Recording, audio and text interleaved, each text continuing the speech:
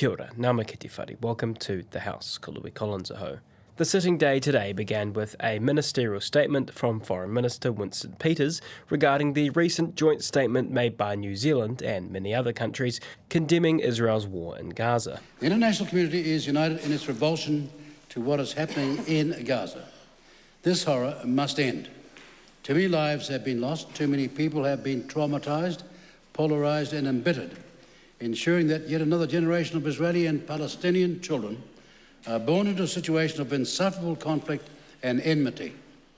That is why New Zealand has come together with foreign ministers from 27 other countries to state as clearly as we can that enough is enough, that this war must end now, that this suffering is intolerable.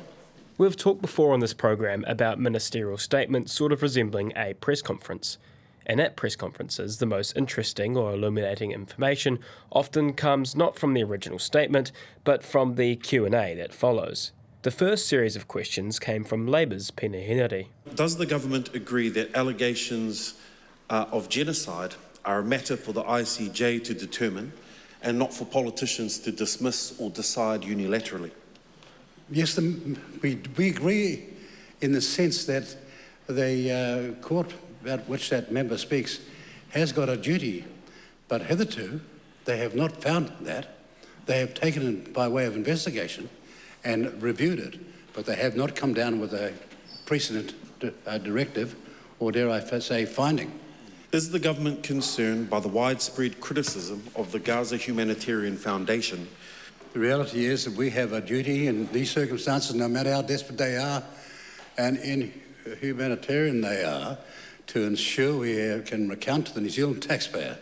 And that's why when we ran into difficulties with the server of aid, and they were under suspicion and indeed under investigation by the United Nations themselves, we found other organisations with credibility to assist us to ensure that the aid continued.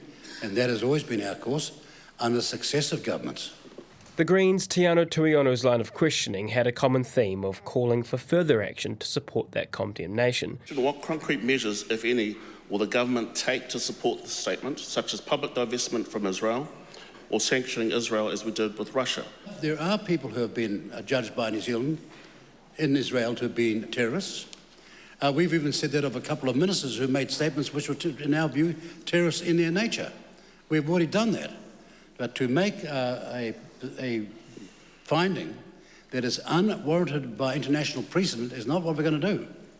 Mr. Speaker, has the government spoken to any of the 27 other governments involved in this statement about material measures to put concrete pressure on Israel to stop the genocide, such as economic sanctions, and if not, why not? The government has spoken to all of those countries over the months. We have been to Egypt. We've spoken to the Palestinian Authority. We've spoken to Indonesia. We've spoken to countless countries who understand the plight we're in, trying to be helpful in a peaceful resolution of this tragedy. Did those conversations include discussions on sanctions? Well, obviously, the discussions have been wide-ranging, but we do not want to make a decision or actions which are purely symbolic in nature and of no real meaning in fact.